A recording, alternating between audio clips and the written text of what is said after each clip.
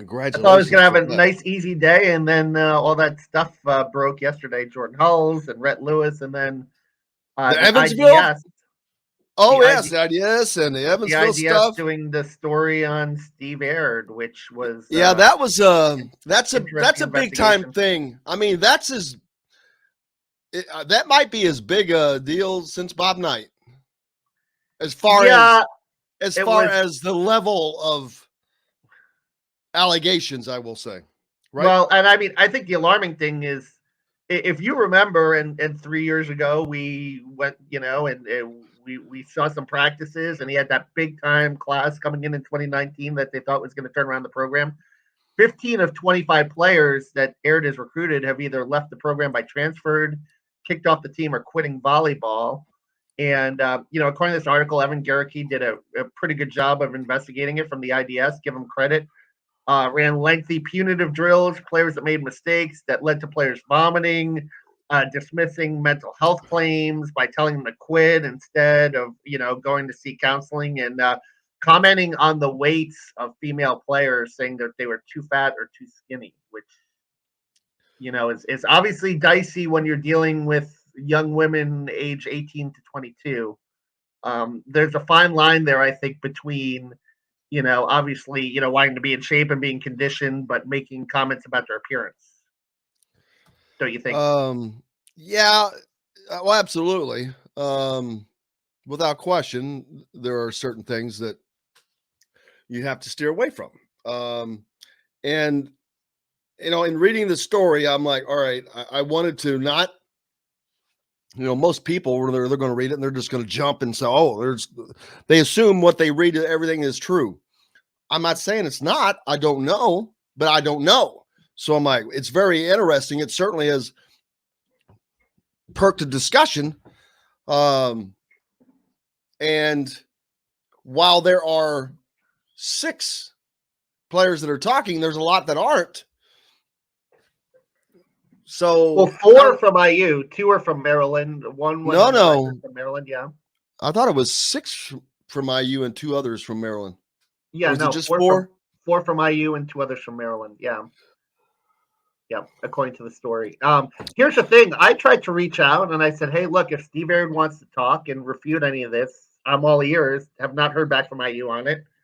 I mean, I'm sure you could do the same, but Oh, absolutely. They're not yeah, going to. Well, as a matter of fact, there was Indiana launched an investigation. First of all, I was not aware of this. yes, in December. Yeah. What was that even made known? No, they want to do See, that behind closed doors. Yeah. that's another thing. I don't think you should be able to do that stuff in secret. I think that should have been disclosed, not just to us, but what about to future Well, people coming here? Buckley Amendment, student privacy. They hide behind that. It's a sensitive situation. That's This is we about the had a culture. lot of those situations in Florida. Sometimes you have Title IX investigations. They are handled by a Title IX coordinator. A lot of times, the way to get that information is to know a lawyer that's representing the students, and if they We want got to Tony disclose it, V. We've yeah, got Tony V. exactly. But yeah, it's a serious. If you did not read the story, several former players, like Kevin said, 15 of 25 of his players at Indiana have left the program, either quitting Both assistant volleyball, coaches also left. transfer, Yeah, yeah, and both assistants have gone on to other jobs, yeah. better jobs. Also, you have to add one of them went to Penn State, for God's sakes. Yeah. One of the tops in volleyball, and then Yeah. Krista Van Sant went to Illinois. Yeah. Any place is a better job than Indiana in volleyball. They're the pits. I think that's the thing too with your methods as a coach when you coach hard, and for how many years that Bob Knight was able to coach hard because he was winning. You know what I mean? And I think that there's a factor that goes into that too. Your methods are acceptable when you get results. Steve Aird was not getting results every year. His record got worse, and I think that that's part of it too. Players are going to buy in if you have a plan and a plan that works. But if your plan does not work, you're going to have some grumbling as well. Yeah, it's just how does he recruit now? I mean, Yeah. that's And how there's just no way. Well, he's contracted. Yeah, You pay him, and that's another thing.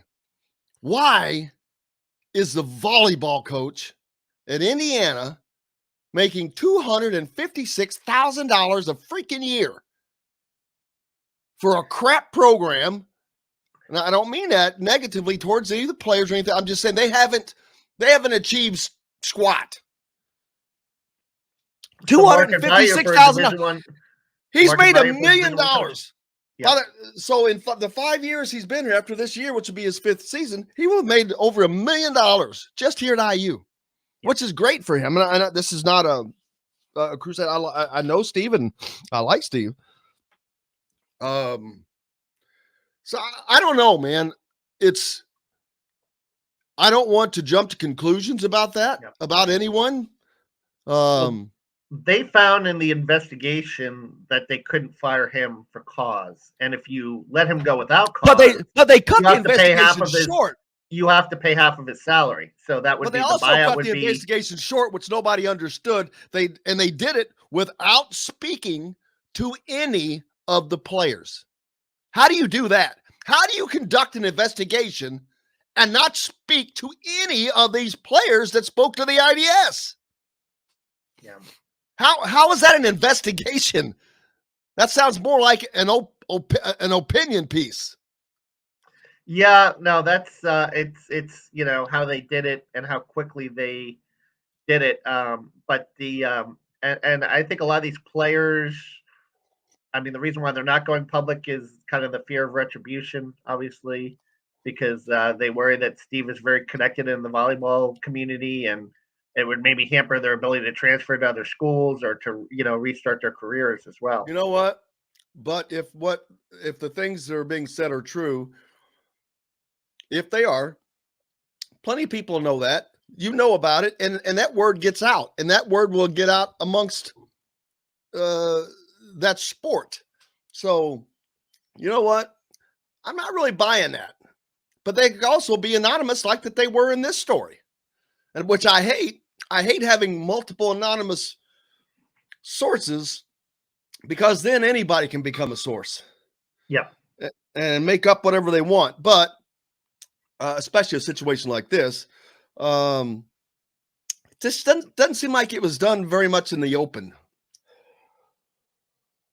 I think the fact that they got confirmed, the fact that IU conducted an investigation and made recommendations to Steve Aird, it lends a lot of credibility to the story, though. The fact that, that was on the record, and the fact that Steve Aird has been kind of put on notice by the administration, hey, you've got to, treat players differently. I think that that says something. And they're supposed to be going on a European tour at the end of the month. The team that he's got. So, I mean, that will be interesting to see if going forward. But there's been, since the story has come out, there's been nothing as of yet discussing his job status. But that will be interesting to monitor in the next couple of weeks. I don't know how you go forward. I mean, these players.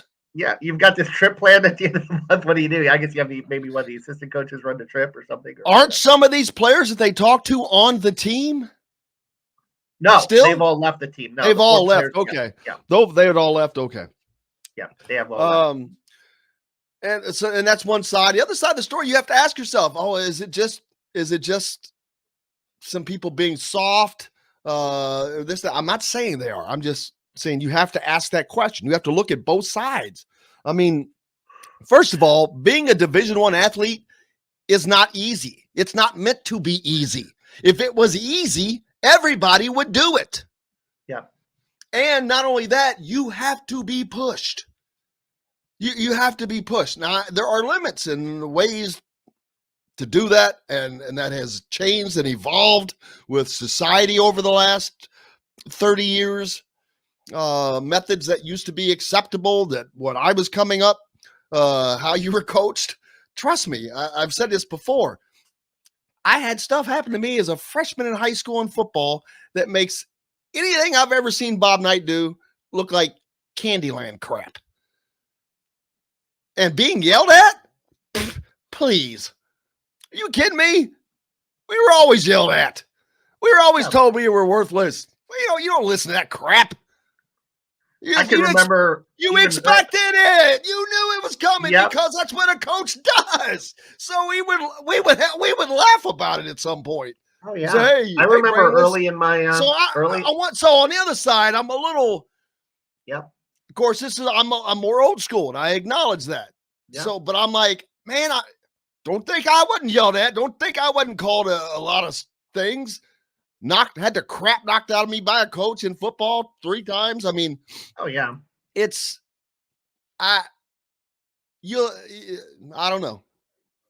Yeah, I had a high school soccer coach that was pretty rough. I had a boss in my first job in the 1990s that was rough and would yell, and but he made me better, and I respected that, and I still talk to him to this day. So there's something to be said for being pushed. I think you just got to know where the line is, where the limit is, and but that's the problem. Commenting on that changes for every player. Yeah, I think commenting on a female athlete's body appearance is a tremendously slippery slope, though, and especially if you're a male coach in a female sport. But that is a line that is something you just do not touch unless there's something.